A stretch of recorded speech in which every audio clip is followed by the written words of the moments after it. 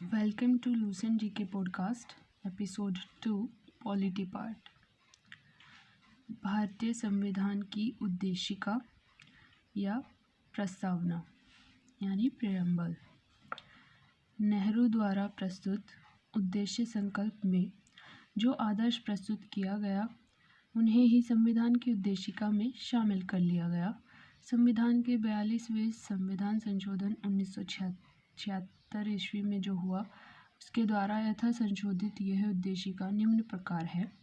हम भारत के लोग भारत को एक संपूर्ण प्रभुत्व संपन्न समाजवादी पंथनिरपेक्ष लोकतंत्रात्मक गणराज्य बनाने के लिए तथा उसके समस्त नागरिकों को सामाजिक आर्थिक और राजनीतिक न्याय विचार अभिव्यक्ति विश्वास धर्म और उपासना की स्वतंत्रता प्रतिष्ठा और अवसर की समता प्राप्त करने के लिए तथा उन सब में व्यक्ति की गरिमा और राष्ट्र की एकता और अखंडता को सुनिश्चित करने वाली बंधुता बढ़ाने के लिए दृढ़ संकल्प होकर अपनी इस संविधान सभा में आज तारीख 26 नवंबर 1949 मिति मार्गशीर्ष शुक्ल सप्तमी संवत 2006 विक्रमी को एतद् द्वारा इस संविधान को अंगीकृत अधिनियमित और आत्मर्पित करते हैं। ये हिंदी और इंग्लिश आपको दोनों ही मीडियम में याद होनी चाहिए, चाहे आप किसी भी मीडियम के स्टूडेंट हैं। प्रस्तावना की मुख्य बातें। संविधान की प्रस्तावना को संविधान की कुंजी कहा जाता है। प्रस्तावना संविधान का आरंभिक अंक होते हुए भी कानूनी तौर पर उसका भाग नहीं माना जाता है। प्रस्तावना के अनुसार संविधान के अधीन समस्त शक्तियों का केंद्र बिंदु अथवा स्रोत भारत के लोग ही हैं। प्रस्तावना में लिखित शब्द यथा हम भारत के लोग इस संविधान को अंगीकृत अधिनियमित और आत्मर्पित करते हैं, भारतीय लोगों की सर्वोच्च संप्रभुता का उद्घोष करते हैं। प्रस्तावना को न्यायालय में प्रवर्तित नहीं किया जा सकता। यह निर्णय यूनियन ऑफ इंडिया बनाम मदन गोपाल 1957 के निर्णय में घोषित किया गया। यानी यदि सरकार या कोई नागरिक प्रस्तावना की अवहेलना करता है तो उसकी रक्षा के लिए हम अदालत की सहायता नहीं ले सकते हैं। बेरुबारी यूनियनवाद जो कि 1960 में हुआ था, सर्वोच्च न्यायालय ने निर्णय दिया कि जहां संविधान की भाषा संदिग्ध हो वहाँ प्रस्तावना विधिक निर्वाचन में सहायता करती है। बेरुबाड़ीवाद में ही सर्वोच्च न्यायालय ने प्रस्तावना को संविधान का अंग नहीं माना, इसलिए विधायिका प्रस्तावना में संशोधन नहीं कर सकती, परंतु सर्वोच्च न्यायालय के केशवानंद भारती बनाम केरल राज्य का वाद 1973 में कहा गया कि प्रस्तावना संविधान का अंग है, इसलिए विधायिका उसमें संशोधन कर सकती है। केशवानंद भारती वाद में ही सर्वोच्च न्यायालय ने मूल ढांचा का सिद्धांत थ्योरी ऑफ बेसिक स्ट्रक्चर दिया तथा प्रस्तावना को संविधान का मूल ढांचा माना। संसद संविधान के मूल ढांचे में नकारात्मक संशोधन नहीं कर सकती है। स्पष्टतः संसद वैसा संशोधन कर सकती है जिससे मूल ढांचा का विस्तार व मजबूतीकरण होता है। 42वें संविधान संशोधन अधिनियम 1976 ईस्वी के द्वारा इसमें समाजवादी पंथनिरपेक्ष और राष्ट्र की अखंडता शब्द जोड़े गए। भारत के संविधान की प्रस्तावना में 3 प्रकार का न्याय सामाजिक आर्थिक और राजनीतिक, 5 प्रकार की स्वतंत्रता विचार अभिव्यक्ति विश्वास धर्म और उपासना और 2 प्रकार की समानता प्रतिष्ठा और अवसर का उल्लेख किया गया है। भारत का संविधान विश्व का सबसे बड़ा लिखित और सर्वाधिक व्यापक संविधान है। यह अंशतः कठोर और अंशतः लचीला है। लिखित संविधान की अवधारणा फ्रांस की देन है। भारतीय राजनीतिक व्यवस्था में संविधान सर्वोच्च है।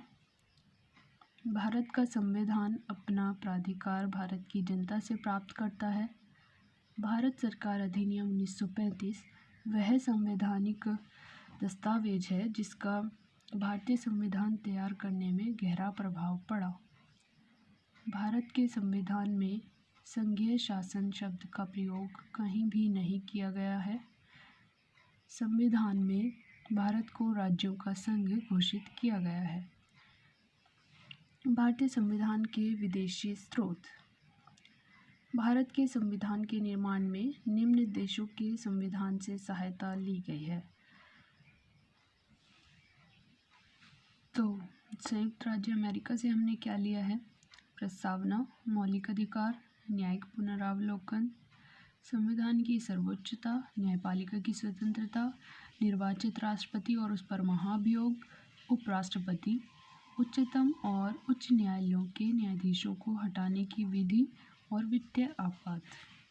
ब्रिटेन से संसदीय शासन प्रणाली, एकल नागरिकता और विधि निर्माण प्रक्रिया, विधि का शासन, संसदीय विशेषाधिकार, मंत्रिमंडल प्रणाली, परमाधिकार लेख और द्विसदनवाद।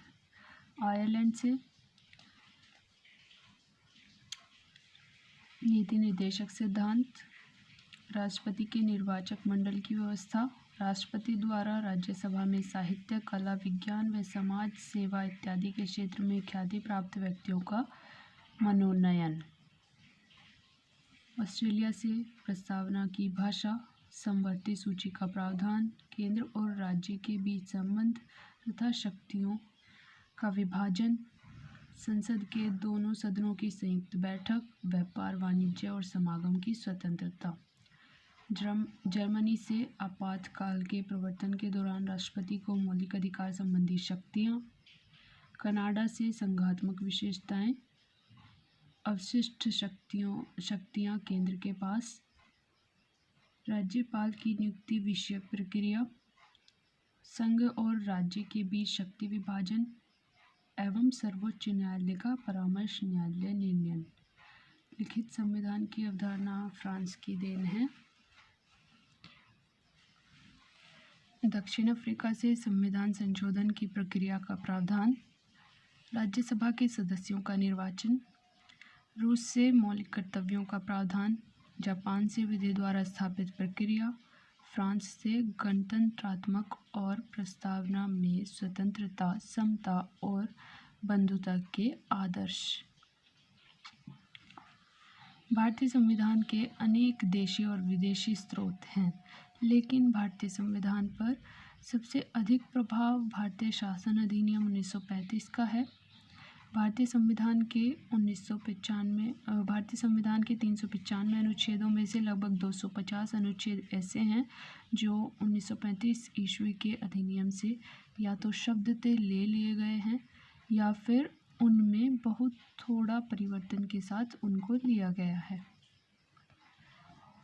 भारतीय संविधान की अनुसूची ये हम नेक्स्ट एपिसोड में कवर करेंगे। जब आप बताएंगे कि आपको ये एपिसोड पसंद आया है, कमेंट में बताएं, तो हम इसके आगे का भी पूरा पॉलिटी इसी तरह से कवर करेंगे। Thank you.